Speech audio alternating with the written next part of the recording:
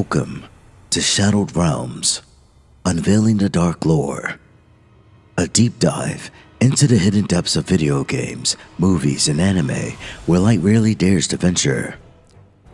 From the cryptic symbolism of a haunted video game world to the twisted backstories of iconic characters, we'll analyze the dark narratives that shape these immersive universes. Expect a mix of thoughtful analysis, historical context, and an occasional deep dive into the psychological and philosophical themes that these stories explore.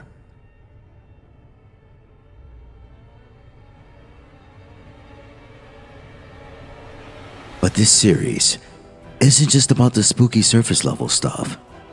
We'll also look to the cultural and psychological and artistic reasons why these dark themes resonate with audiences and what they say about us as people.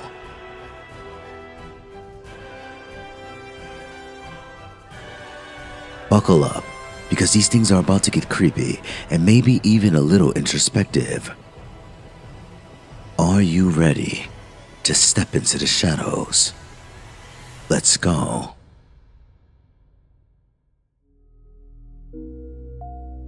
Welcome to Myth and Lores, a journey into the dark and divine. Without further ado, let's jump into another lore. The Elder Scrolls IV: Oblivion is often perceived as a high fantasy adventure filled with radiant landscapes, noble quest, and a battle against the demonic Daedra. However, beneath its surface, the game has a darker, more sinister undercurrent, nowhere more apparent than in its depiction of the Dark Brotherhood. The game's themes of fate, morality, and the fragility of order contrast starkly with the Brotherhood's nihilistic devotion to Sithis, making them one of the most intriguing factions in the Elder Scrolls universe. The origins and philosophy of the Dark Brotherhood. The Dark Brotherhood is a clandestine guild of assassins that functions as the religious and ritualistic counterpart to the Morak Tong, the legally sanctioned assassins of Morrowind. Their origins are traced back to the Night Mother, a shadowy figure said to be the mortal bride of Sithis, the Void itself. Sithis, an embodiment of primordial chaos and entropy, opposes anew the force of order. Assassin. We have not spoken in some time, but I am well aware of your accomplishments within the Dark Brotherhood. That is why I have sent for you. I'm afraid there is a situation. The time has come to test both your skill and your loyalty to Sithis. The Brotherhood's members believe that through death, they serve Sithis and fulfill the will of the Night Mother, who whispers contracts to her listener, guiding the guild's killings. This philosophy is profoundly religious and disturbingly pragmatic. The Brotherhood does not kill for profit alone, but for the fulfillment of Sithis' chaotic hunger. Unlike mere hired killers, the Dark Brotherhood operates with strict codes and rituals. The 5 Tenets, a set of rules that prevent betrayal within the guild. Breaking them results in punishment from the wrath of Sithis. The Black Sacrament, a ritual that allows a desperate individual to summon the Brotherhood's services by performing a macabre rite invoking the Night Mother. The Litany of Blood, a secret ritual mentioned in the later lore, signifying the personal vendettas and purges within the guild. The Oblivion Dark Brotherhood questline is one of the most well-written narratives in the series, offering a slow but inevitable descent into the moral abyss of an assassin's life. Here's a deeper look at its key elements. Induction, the choice to kill. The player's initiation begins after murdering an innocent NPC and sleeping. Lucien Lechant, a speaker of the Black Hand, appears in their dreams, offering a contract to prove their worth. This is the first moral turning point. Killing an innocent man, Rufio, cements the player as a true assassin, drawing them into the Dark Brotherhood's world. The Purification. Trust is an illusion. The player rises in the ranks, only to be given one of the most shocking missions, eliminating the entire Che Dinho sanctuary, their own family. This moment signifies a loss of trust within the Brotherhood, emphasizing the organization's inherent instability. Betrayal is inevitable, even within their sacred order. The ritual of purification is complete. Well done. Sithis has been appeased, and the time has come to acknowledge and reward your unwavering loyalty. The Black Hand is most pleased with your progress. Your life in the sanctuary is over. Those contracts are behind you. The betrayal of the Black Hand. After completing a series of assassinations, the player is framed for treason against the Brotherhood.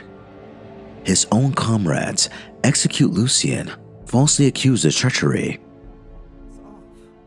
We five, including you, are now all that remain. Even worse, you killed the listener. The Black Hand without a listener is like a hand with no thumb. Even the listener's successor is dead. So, we have no choice but to invoke an ancient ritual. We must wake the Night Mother from her slumber and seek her guidance. Between the hours of midnight and 3 a.m., ask me about the Night Mother, and we will away to Our Lady's home. Only then will the ritual begin. What treachery? The traitor still lives. It is Matthew Bellamont. Do not let him harm the Night Mother. Kill him. Their true traitor is Matthew Bellamont, a member of the Black Hand who seeks revenge against the Brotherhood for murdering his mother. Becoming the listener. The questline culminates in the player assassinating the current Black Hand leaders under Bellamont's manipulation, only to kill him later. In the aftermath, the Night Mother directly communicates with the player, declaring her new listener and granting them access to her secrets and command over the Brotherhood. Your killing of the old man Bainland, the execution of Adamus Philida, the way you stalked and murdered each member of the Draconis family, your purification of the Jadenhall Sanctuary, you, a mere underling, even managed to single-handedly eliminate half of my Black Hand.